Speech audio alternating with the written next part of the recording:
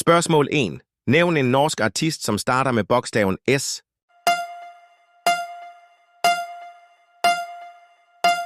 Hvis du siger Sigrid, er du ude før vi engang begynder.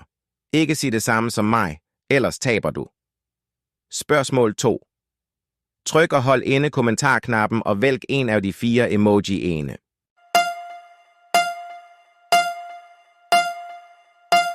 Hvis du valgte denne emojien, beklager du er ude. Spørgsmål 3. Vælg en norsk by.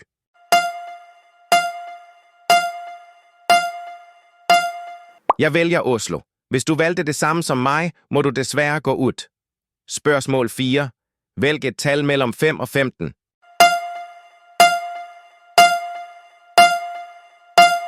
Jeg vælger 7. Hvis du også valgte 7, er du ude.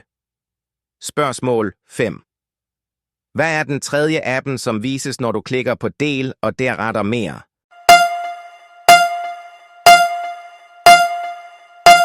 Hvis svaret dit er Instagram, beklager du har tabt.